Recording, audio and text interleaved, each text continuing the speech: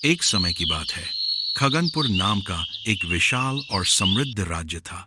चारों ओर घने जंगल, ऊंचे पहाड़ और बीचों बीच चमकती चंद्रताल झील इस राज्य को स्वर्ग जैसी सुंदरता देती थी। खगनपुर के सिंहासन पर बैठते थे राजा भानु प्रताप, जो अपनी बहादुरी, ईमानदारी और दूरदर्शिता के कारण प्रजा के दिलों में बसते थे। खगनपुर के लोग बड़े ही दयालु और एक दूसरे का सम्मान करने वाले थे। किसान खुशी खुशी अपने खेतों में मेहनत करते, व्यापारी ईमानदारी से व्यापार करते और सैनिक बहादुरी से पहरा देते थे। जब कोई मुसीबत आती तो पूरा गांव एक परिवार की तरह साथ खड़ा हो जाता। वहीं की हवा में अपनापन था और लोगों की हंसी में भरोसा।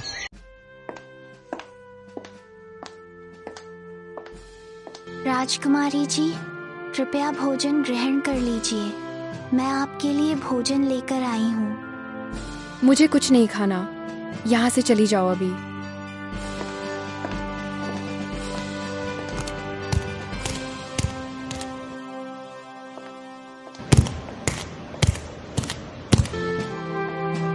क्या हुआ पुत्री, तुम खाना क्यों नहीं खा रही हो?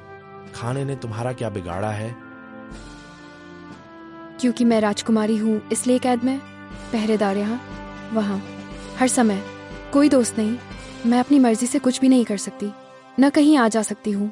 मेरा जीवन तो जैसे कैदियों जैसा हो गया है। इससे अच्छा तो आप मुझे कैद में ही डाल दीजिए। नहीं नहीं पुत्री, यह तुम क्या कह रही हो? तुम इस राज्य की राजकुमारी होने के साथ साथ मेरी बेटी भी हो। ऐसा मत कहो पुत्री। तो और क्या कहूँ पिताजी, मैं भी राज्य में घूमना चाहती हूँ, अपनी सखियों से मिलना चाहती हूँ, पर मुझे तो महल से बाहर जाने की अनुमति ही नहीं है। लेकिन पुत्री, इसी में तुम्हारी भलाई है। मैं विवश हूँ पुत्री। यह सुनते ही राजकुमारी वहां से चली जाती है। पुत्री पुत्री, मेरी बात सुनो। राजा अब उदास हो गया। उसे समझ नहीं आ रहा था कि वह क्या करे।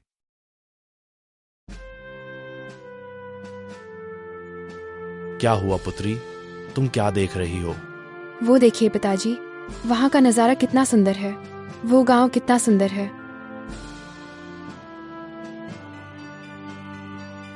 हाँ पुत्री, वह बहुत सुंदर गांव है।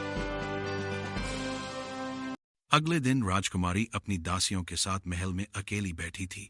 तभी वहां राजा भानु प्रताप आ गए और बोले, ठीक है पुत्री, मैं तुम्हें कहीं भी आने जाने की अनुमति देता हूँ, पर ध्यान रहे, तुम्हें अपना ख्याल रखना होगा। तुम इस राज्य की राजकुमारी हो। सच में पिताजी? क्या मैं सचमुच महल से बाहर जा सकती हूँ? आप कितने अच्छे हैं। धन्यवाद पिताजी। राजकुमारी अपने महल में अपने पालतू हिरण के साथ खेल रही होती है। धीरे धीरे उन्हें यह आजादी भी कैद जैसी लगने लगती है।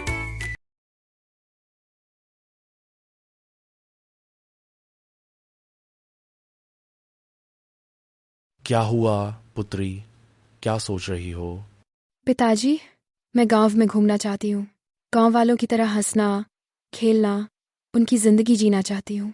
पुत्री, तुम्हारा मन मैं समझता हूँ, पर तुम नहीं जानती, बाहर की दुनिया उतनी सरल नहीं है जितनी दिखती है। तो मुझे दुनिया को जानने दीजिए पिताजी।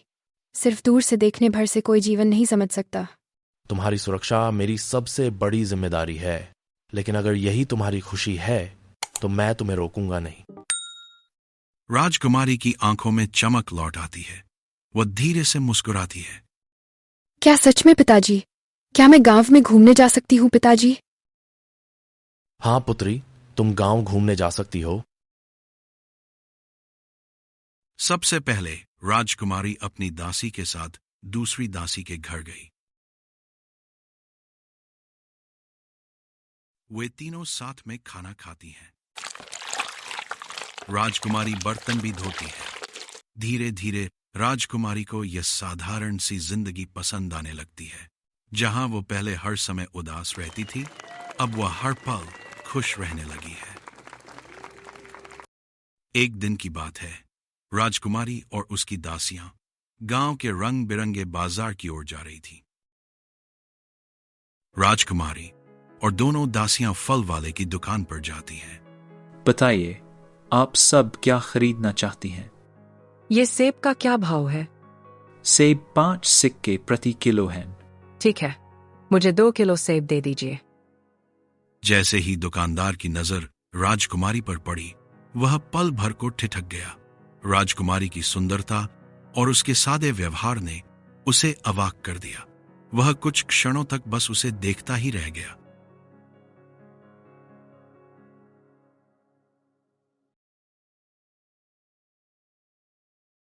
रात को राजकुमारी को भी नींद नहीं आ रही थी। वह बस उसी दुकानदार के बारे में सोच सोच कर खुश हो रही थी। राजकुमारी के लिए यह सब एक बिल्कुल नया एहसास था। धीरे धीरे राजकुमारी और दुकानदार बाहर मिलने जुलने लगे। तभी राजकुमारी ने उससे उसका नाम पूछा। तुम्हारा नाम क्या है? मेरा नाम आर्यवान है। आर्यवान बहुत सुंदर नाम है। अन्वी, मैं तुमसे प्यार करने लगा हूं। तुम्हारे बिना अब मैं रह नहीं पाऊंगा। चलो मेरे गांव हम दोनों शादी करके अपना एक प्यारा सा घर बसाएंगे। आर्यवन के मुंह से यह सुनते ही राजकुमारी सोच में पड़ गई और मन ही मन बोली, मैं इस राज्य की राजकुमारी हूँ। अगर आर्यवन को ये पता लग गया तो पता नहीं क्या होगा। क्या हुआ अन्वी? तुम किस सोच में डूबी हो? मुझे बताओ, क्या मुझसे कोई गलती हो गई? अगर हो गई है तो मुझे माफ कर दो। तुम्हारी कोई गलती नहीं है, सब मेरी ही गलती है। ऐसा कहते ही राजकुमारी वहां से चली जाती है, बिना कुछ कहे, बिना कुछ बताए, और आर्यवन बस उसे जाते हुए देखता रह जाता है। अगले दिन राजकुमारी अपनी दासियों के साथ। राजकुमारी जी, आप तो आर्यवन से प्रेम कर बैठी हैं। राजकुमारी जी, क्या उसे पता है कि आप इस राज्य की राजकुमारी हैं? यदि राजा भानु प्रताप को इस बारे में जरा भी पता चल गया तो वह उसे जीवित नहीं छोड़ेंगे। मैं जानती हूँ ऐसा ही होगा, इसलिए मैंने उसे कुछ भी नहीं बताया। इसी में हम दोनों की भलाई है। मैं कल ही उससे मिलकर सब कुछ सच सच बता दूंगी। यह हमारी आखिरी मुलाकात होगी। इसके बाद मैं अपने महल में वापस चली जाऊंगी।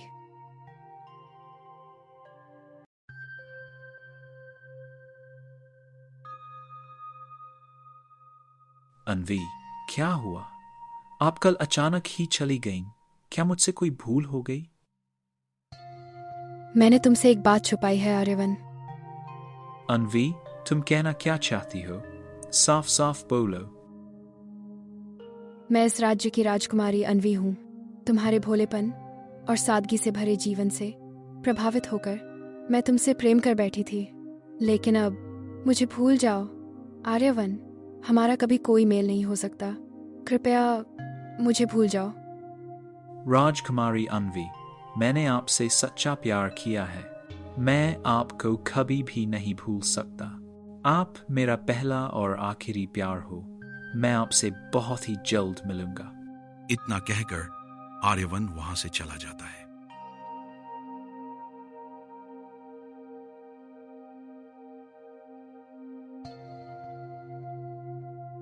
अगले दिन राजकुमारी अपने महल में उदास बैठी होती है।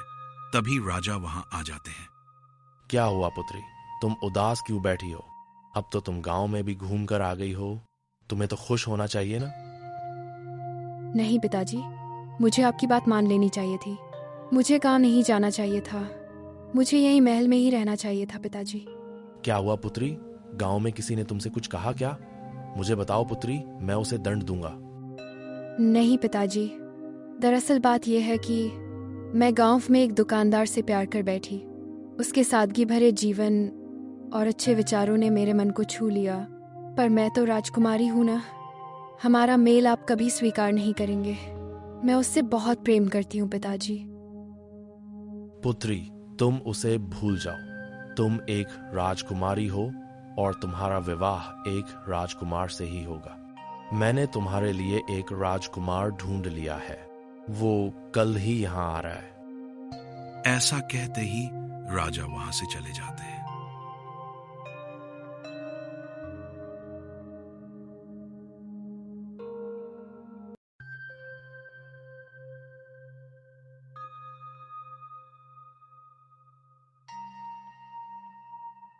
पुत्री अन्वी, इनसे मिलो, ये हैं पड़ोसी राज्य के राजा राजपाल और उनके सुपुत्र राजकुमार आर्यावन। ये एक राजा होने के साथ साथ हमारे बचपन के मित्र भी हैं। इधर राजकुमारी तो आर्यावन को देखते ही हैरान रह गई। तभी राजा बोले, आप दूर की यात्रा करके आए हैं, आप थक गए होंगे। चलिए पहले भोजन करते हैं, फिर वार्तालाप करेंगे। आप एक राजकुमार हैं, तो फिर आपने ये बात मुझसे क्यों छुपाई? और आप उस साधारण सी दुकान पर काम क्यों कर रहे थे? राजकुमारी अन्वी जी, मैं इस राजसी जिंदगी से सचमुच बहुत ऊब गया था। यहाँ सब कुछ था, पर एक भी काम मेरा नहीं था। न कोई जिम्मेदारी, न अपनी पहचान।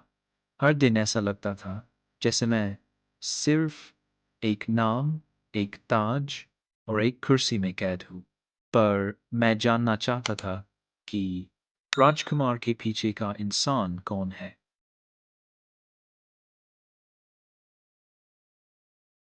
अब हम कभी अलग नहीं होंगे, चाहे हालात कैसे भी हो, हमेशा एक दूसरे के साथ रहेंगे। कभी भी नहीं।